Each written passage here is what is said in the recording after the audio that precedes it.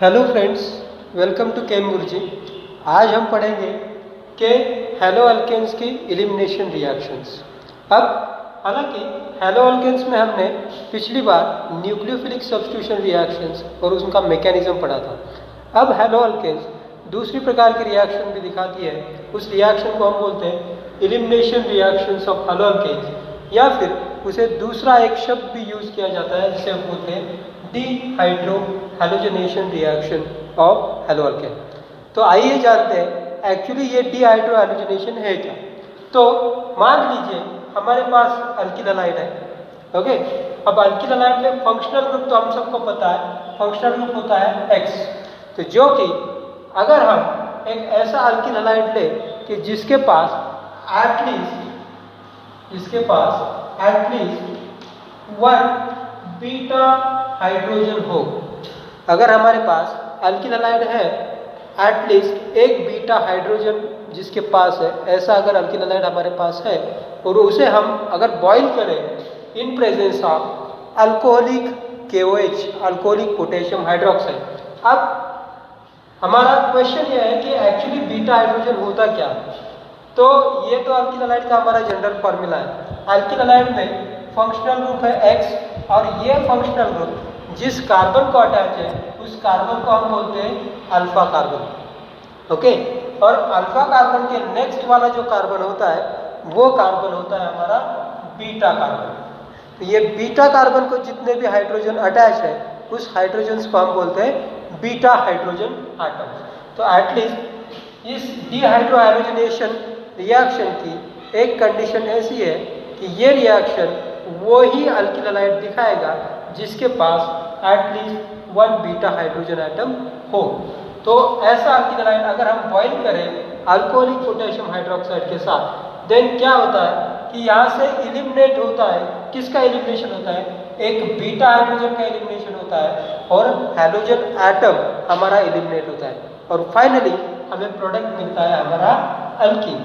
ये side product से potassium halide and H2। तो जो कि इस रिएक्शन में दोनों का एलिमिनेशन हो रहा है, हाइड्रोजन एंड हैलोजन। ये दोनों एटम्स इस रिएक्शन में जो कि एलिमिनेट हो रहे हैं, दैट्स व्हाई इस रिएक्शन को हम डिहाइड्रो हैलोजनेशन भी बोलते हैं। D means removal. अब रिमूवल किसका हो रहा है? हाइड्रोजन का और हैलोजन का। तो इस वजह से इस रिएक्शन को बोलते हैं हम डिहाइड्रो हैलोजनेशन रिएक्शन। अब ये तो लिखा है हमने जनरल रिएक्शन, इसके कुछ एग्जाम्पल लेते हैं हम। तो लीजिए ये पहला वाला एग्जाम्पल है, इसमें हमने क्या लिया है? CH3CH2Br। तो ये तो हमारा सबस्ट्रेट हुआ, CH3CH2 ग्रुप है इथिल, जो कि इसको ब्रोमाइड अटैच है, तो इसे हम बोलेंगे इथिल ब्रोमाइड। अब डिसाइड करते हैं इसमें बीटा हाइड्रोजन कौन सा है।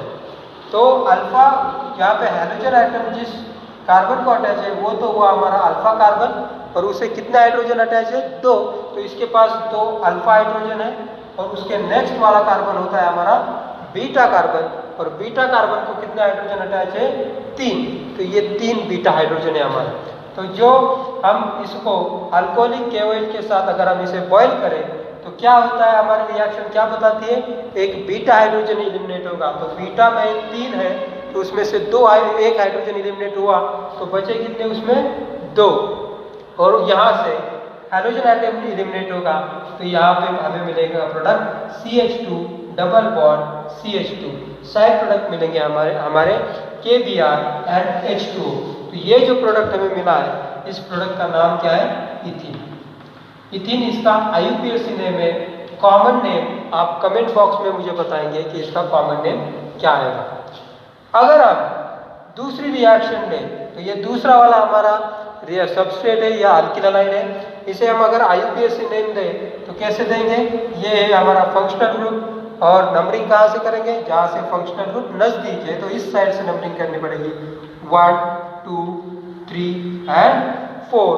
तो पेरेंट चेन में कितने कार्बन आए हमारे? 4। तो इस वजह से हम इसे लिखेंगे ब्यूटेन हुआ ये हमारा। पेरेंट अल्केन कौन सा हुआ? ब्यूटेन। और हैलोजन आगे लिखेंगे हैलो, तो क्लोरीन है, इस वजह से हम आगे लिखेंगे क्लोरो। और उस क्लोरीन की पोजीशन क्या है इस कंपाउंड में, सेकेंड कार्बन को वो अटैच है, तो इस वजह से ये आएगा 2-क्लोरोब्यूटेन। तो 2-क्लोरोब्यूटेन के साथ अगर हम 2-क्लोरोब्यूटेन को बॉइल करते हैं अल्कोहलिक पोटेशियम हाइड्रोक्साइड के साथ, तो प्रोडक्ट हमें मिलते हैं दो। तो दो विभिन्न प्रोडक्ट हमें मिल रहे हैं। इस केस में हमें खाली एक ही प्रोडक्ट मिल रहा है। तो ये क्यों हो रहा है, इस सवाल का जवाब अब हम ढूंढेंगे। तो आइए अब ढूंढते हैं। ये पहले वाला देखते हैं 2-क्लोरोब्यूटेन।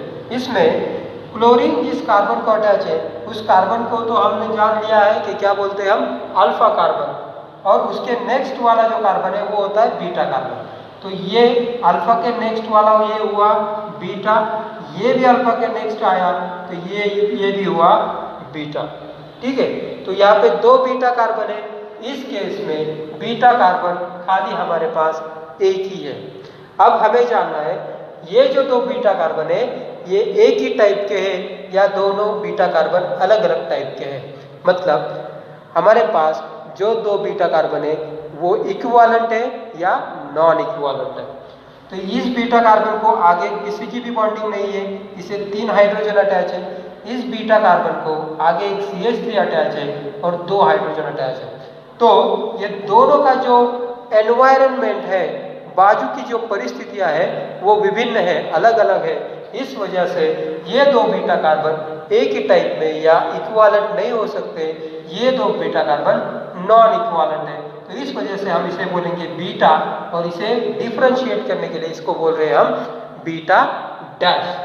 तो हमारे पास कुल मिला के कितने बीटा कार्बन हुए, 2, और उनके कितने बीटा हाइड्रोजन है आइए गिनते हैं। तो इसके पास है 3, इसके पास है 2, तो यहाँ पे टोटल हमारे पास 5 बीटा हाइड्रोजन आइटम है। तो अगर हम इस हाइड्रोजन को एलिमिनेट करें और इस बीटा डैश कार्बन में से एक हाइड्रोजन को एलिमिनेट करें तो हमें प्रोडक्ट मिलेगा ये वाला। तो इसमें से एक बीटा हाइड्रोजन जाएगा तो CH बचेगा खाली, यहाँ पे CH, तो प्रोडक्ट मिलेगा मुझे ये। इसे अगर हम नाम दें तो जिस एंड से हमारा फंक्शनल ग्रुप नजदीक है वहां से नंबरिंग करेंगे। यहाँ से दोनों एंड से फंक्शनल ग्रुप सिमिलर डिस्टेंस पे, इसलिए हम कहीं से भी नंबरिंग करें कुछ फर्क नहीं पड़ने वाला। 1 2 3 एंड 4 पेरेंट चेन में 4 कार्बन आए, इस वजह से यहाँ पे लिखेंगे हम ब्यूट। तो जो कि ये यहाँ पे डबल बॉन्ड फंक्शनल ग्रुप है तो इन लिखेंगे यहाँ पे, और इनकी पोजीशन लिखते वक्त जो डबल बॉन्डेड कार्बन है वो कौन सी पोजीशंस पे आते हैं, 2 एंड 3।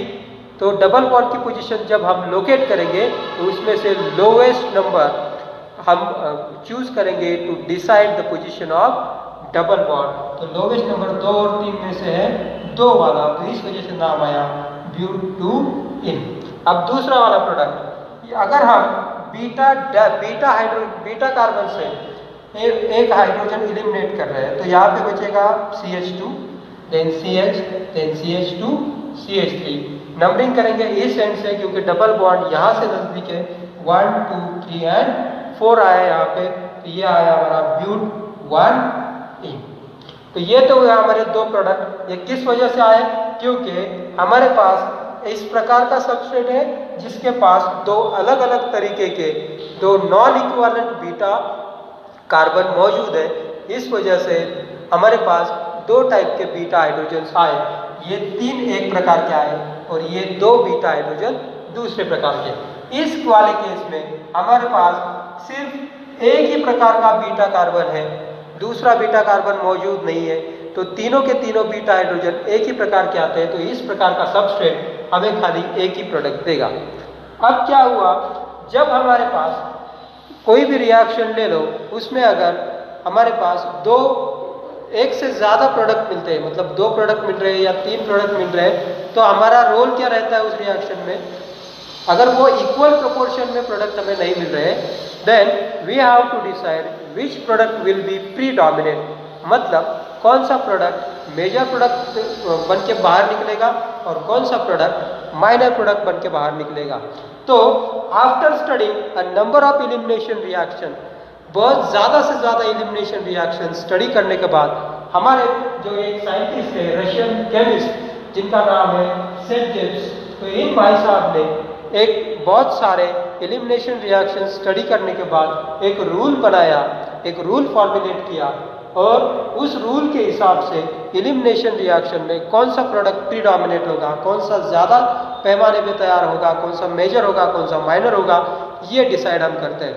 तो सेटजेम्स ने जो कि रशियन केमिस्ट है, उन्होंने रूल में आपने क्या बताया, इन एन एलिमिनेशन रिएक्शन, ये वाला वो रूल है, in an elimination reaction more substituted alkene is formed as major product. Elimination reaction में तो वो वाला एल्कीन ज्यादा या फिर मेजर तैयार होगा जो कैसा है, मोर सब्स्टिट्यूटेड। मोर सब्स्टिट्यूटेड, अब मोर सब्स्टिट्यूटेड होता क्या है, तो ये देखिए, ये अगर मेरा एल्कीन है जिसमें डबल बॉन्ड है, ठीक है, तो कार्बन कार्बन डबल बॉन्ड को, जो कार्बन डबल बॉन्डेड कार्बन है उसे जो ग्रुप्स अटैच है, मतलब अल्किल ग्रुप्स, वो देखेंगे कितने, तो यहाँ पे अल्किल ग्रुप्स है 1 2 3 4, तो यहाँ पे सब्स्टिट्यूएंट कितने हुए, एक डबल बॉन्डेड कार्बन को 4, तो ये हुआ हमारा टेट्रा सब्स्टिट्यूटेड अल्कीन।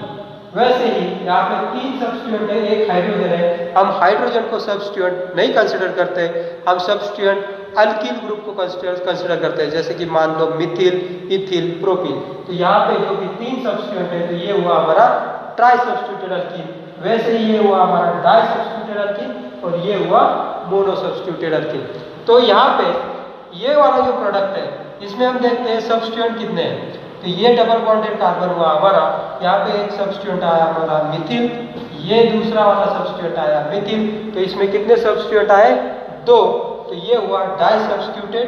अगर हम इस प्रोडक्ट को केयरफुली ऑब्जर्व करें तो इसमें सब्स्टिट्यूएंट ये हमारा डबल बॉन्डेड कार्बन है दोनों के दोनों, और इसमें खाली एक ही सब्स्टिट्यूएंट है जो कि कौन सा है, इथिल है, तो ये तो मेरा मोनो सब्स्टिट्यूटेड अल्कीन हुआ, ये हुआ डाई सब्स्टिट्यूटेड। तो रूल के हिसाब से मोर सब्स्टिट्यूटेड अल्कीन जो कि इसमें ये है, ये डाई सब्स्टिट्यूटेड है, ये बनेगा मेजर वाला, ये बनेगा मेजर, और ये प्रोडक्ट माइनर प्रोडक्ट बन के बाहर आएगा, ठीक है। ये दूसरा हमारा हो रहा है माइनर प्रोडक्ट, ठीक है। अब देखते हैं स्टेबिलिटी ऑर्डर, किसकी स्टेबिलिटी ऑर्डर, सब्स्टिट्यूटेड अल्कीन्स की। तो हमारे पास तो सब्स्टिट्यूटेड अल्कीन 4 प्रकार के होते हैं, tetra substituted, tri substituted, di substituted and mono substituted. सबसे ज़्यादा स्टेबल होते हैं टेट्रा सब्स्टिट्यूटेड, मतलब जिसके पास सब्स्टिट्यूएंट ज़्यादा है वो अल्कीन ज़्यादा स्टेबल होगा, और ज़्यादा स्टेबिलिटी होने की वजह से ही मोर सब्स्टिट्यूटेड अल्कीन यहाँ पे मेजर प्रोडक्ट बन के बाहर आता है एलिमिनेशन या फिर डीहाइड्रो हैलोजनेशन रिएक्शन में। अब ट्राई सब्स्टिट्यूटेड तो मोर स्टेबल होगा, टेट्रा सब्स्टिट्यूटेड मोर स्टेबल होगा, ट्राई सब्स्टिट्यूटेड वो ज़्यादा स्टेबल होगा डाई सब्स्टिट्यूटेड, और आखिरकार में नंबर आएगा मोनो सब्स्टिट्यूटेड अल्कीन के। अब हम जान लेते हैं क्यों, आखिरकार क्यों मोर सब्स्टिट्यूटेड अल्कीन ही ज़्यादा स्टेबल होता है और वो ही क्यों मेजर बनता है। वो स्टेबल ज़्यादा होता है इसलिए मेजर तो ज़्यादा होता है प्रोडक्ट, लेकिन आखिरकार उसकी स्टेबिलिटी क्यों ज़्यादा होती है। तो ये जानने के लिए हम ये सब टेट्रा सब्स्टिट्यूटेड वाला एक अल्कीन यहाँ पे ड्रा कर रहे हैं। तो इस स्ट्रक्चर से तो हमें दिख रहा है यहाँ पे CH बॉन्ड कितने आएंगे, 3 आएंगे, इसके CH बॉन्ड आएंगे 3, इसके CH बॉन्ड आएंगे 3, इसके CH बॉन्ड आएंगे 3। तो यहाँ पे CH बॉन्ड कुल मिला के टोटल CH बॉन्ड आ रहे हैं 12। तो जितने ज़्यादा CH बॉन्ड होंगे, हमें पता है कि ये डबल बॉन्ड में होता है p ऑर्बिटल, उतना ओवरलैप CH बॉन्ड होता है सिग्मा बॉन्ड। तो ये सिग्मा बॉन्ड ओवरलैप करेगा p ऑर्बिटल के साथ और इफेक्ट बनेगा हमारा हाइपर कॉन्जुगेशन या हाइपर कॉन्जुगेटिव इफेक्ट। और जितने ज़्यादा हाइपर कॉन्जुगेटिव स्ट्रक्चर्स होते हैं उतनी स्टेबिलिटी ज़्यादा होती है। ये तो हमने सिंपली पढ़ा है 11th स्टैंडर्ड में। तो इस वजह से जो कि hyper conjugative structure tetra substituted वाले अल्कीन के ज़्यादा होंगे तो वो स्टेबल होगा। अगर हम ट्राई सब्स्टिट्यूटेड वाला लेते हैं तो उसमें नंबर ऑफ CH बॉन्ड यहाँ पे कुल मिला के आएंगे 9, तो hyper conjugative structure tetra substituted के मायने कम होंगे, इस वजह से ये लेस स्टेबल होगा। अगर हम ये सब्स्टिट्यूएंट और भी कम कर देते हैं तो जैसे जैसे सब्स्टिट्यूएंट कम होते जाएंगे, हाइपर कॉन्जुगेटिव स्ट्रक्चर कम कम हम लिखते जाएंगे, तो स्टेबिलिटी ऑर्डर डिक्रीज होती जाएगी। तो इस वजह से स्टेबिलिटी ज़्यादा होने की वजह से हमारा मोर सब्स्टिट्यूटेड अल्कीन ये मेजर प्रोडक्ट बन के बाहर आता है इन एन एलिमिनेशन रिएक्शन। तो आगे वाला हम टॉपिक पढ़ेंगे कि elimination versus substitution. Elimination versus substitution.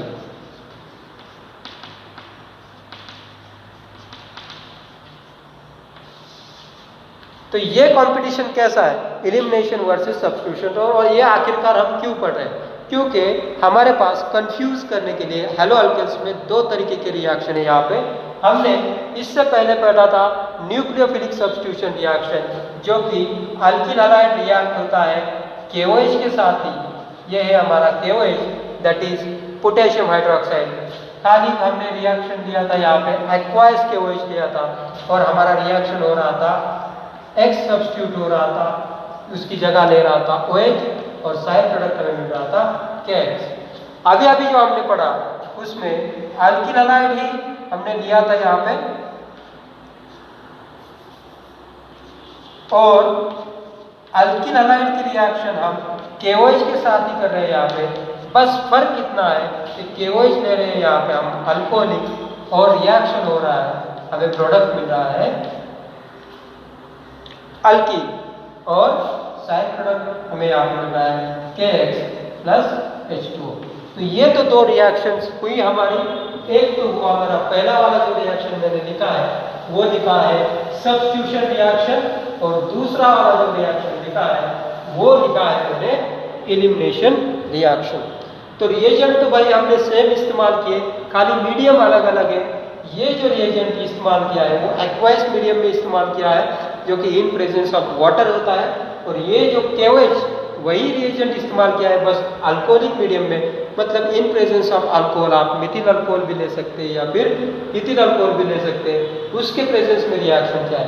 तो आखिरकार क्यों ये हो रहा है कि रिएजेंट तो सेम है, बस मीडियम चेंज करने के बाद कहीं पे एलिमिनेशन हो रहा है और कहीं पे सब्स्टिट्यूशन हो रहा है। तो ये आपको ध्यान में रखना है, जब आप अल्कली लेंगे एक्वायस वाला तो सब्स्टिट्यूशन होगा, अगर अल्कली लेंगे अल्कोहलिक वाला तो होगा एलिमिनेशन। तो आइए जानते हैं कब एलिमिनेशन होती है और कब सब्स्टिट्यूशन होती है। सो हमारे ये जो हम कंपाउंड पढ़ रहे हैं हेलो अल्केन्स मतलब अल्किल हैलाइड्स, ये दोनों तरीके की रिएक्शन दिखाते हैं। ये एलिमिनेशन रिएक्शन भी दिखाते हैं और सब्स्टिट्यूशन रिएक्शन भी दिखाते हैं। बट फर्क सिर्फ इतना है कि ये डिपेंड करता है कंडीशंस के ऊपर कि कब वो एलिमिनेशन रिएक्शन दिखाएंगे और कब सब्स्टिट्यूशन रिएक्शन दिखाएंगे। मतलब इन शॉर्ट हम ऐसा भी बोल सकते हैं there is a competition between elimination reaction and substitution reaction. इसी वजह से हमने लिखा है elimination versus substitution. So which reaction predominates? Which reaction predominates?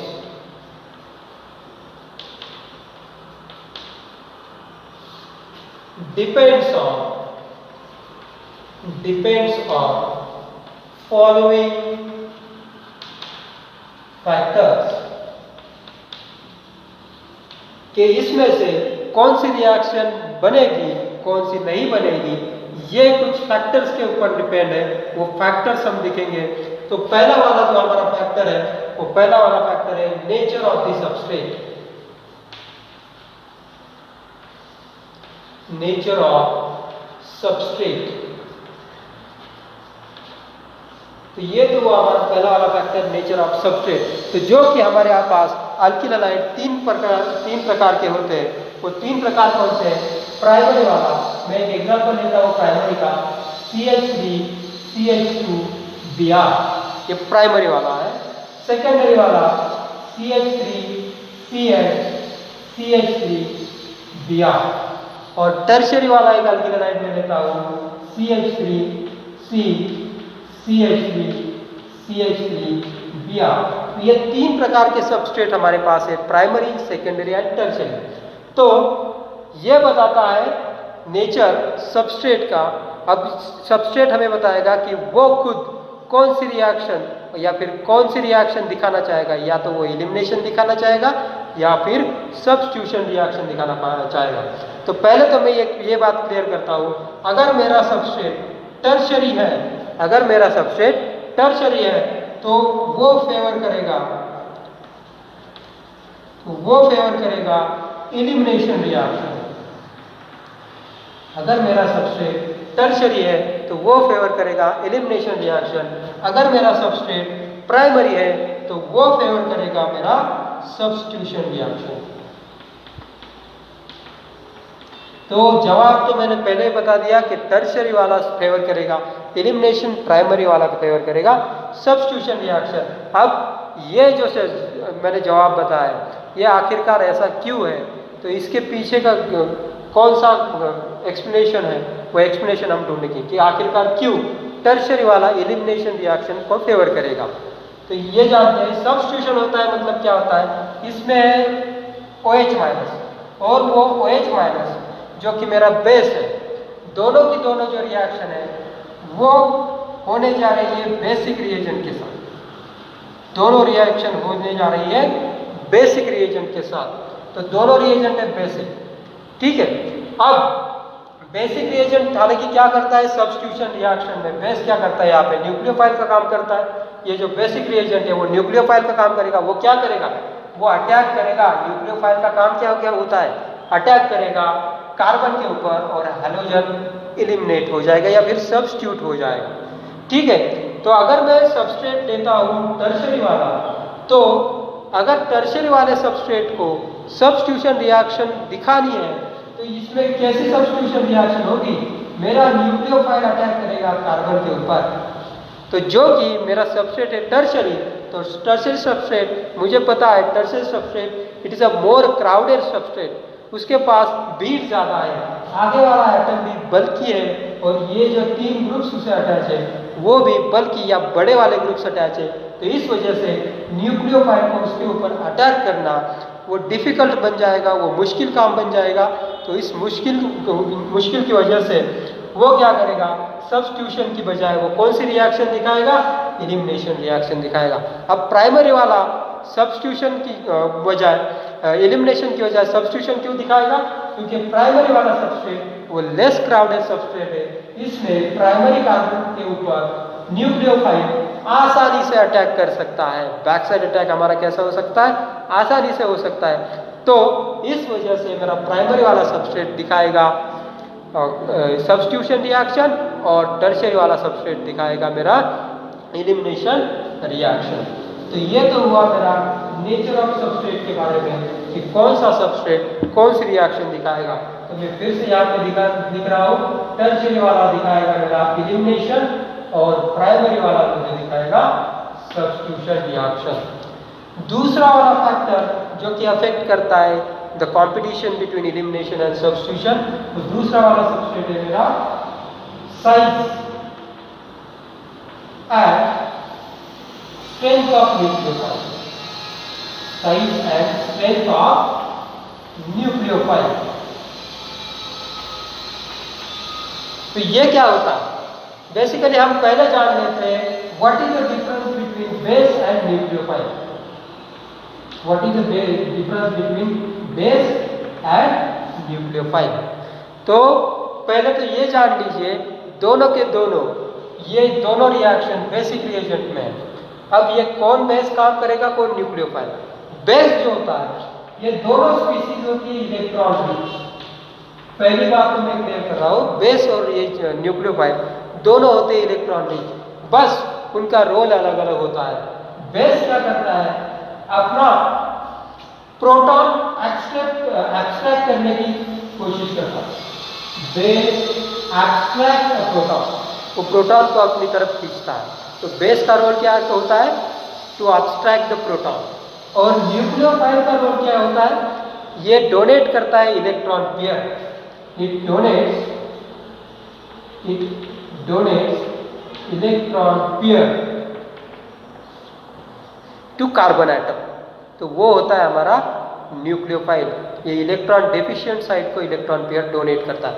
हालांकि दोनों के दोनों इलेक्ट्रॉन रिच है, बट दोनों जो काम करते हैं वो अलग अलग तरीके से करते हैं। बेस एब्स्ट्रैक्ट करता है प्रोटॉन और न्यूक्लियोफाइल डोनेट करता है अपनी electron pair to any atom other than a proton, that is a electron deficient center. Okay, तो अब हम जान लेते हैं कि ये न्यूक्लियोफाइल कैसे डिसाइड करेगा कि रिएक्शन होगी तो एलिमिनेशन होगी या फिर सब्स्टिट्यूशन होगी। अगर मेरे न्यूक्लियोफाइल का साइज बड़ा है, if we have bulkier nucleophile, so अगर मेरे पास bulkier न्यूक्लियोफाइल है so it favors elimination reaction। क्यों? क्योंकि bulkier न्यूक्लियोफाइल ये it preferred to act as a substrate, it preferred to act as base. तो जो कि मेरा जो सब रिएजेंट है वो बेस बन के भी काम कर सकता है, न्यूक्लियोफाइल बन के भी काम कर सकता है। ठीक है, अब ये कैसे डिसाइड होगा ये बेस बन के काम करेगा या न्यूक्लियोफाइल बन के काम करेगा? तो जब मेरा न्यूक्लियोफाइल अगर बल्कियर है, बल्कियर मतलब बहुत ज्यादा क्राउडेड है। अब मैं यहाँ पे लिखता हूँ मेरे पास दो न्यूक्लियोफाइल्स है OH माइनस, ये भी न्यूक्लियोफाइल है जो कि ये इलेक्ट्रॉन रिच है। अब दूसरा वाला मैं लेता हूँ टर्शियरी ब्यूटॉक्साइड, तो ये तो मेरा टर्शियरी ब्यूटॉक्साइड हुआ। ओके, अब ये दोनों के ऊपर निगेटिव चार्ज है तो जो कि दोनों इलेक्ट्रॉन रिच है।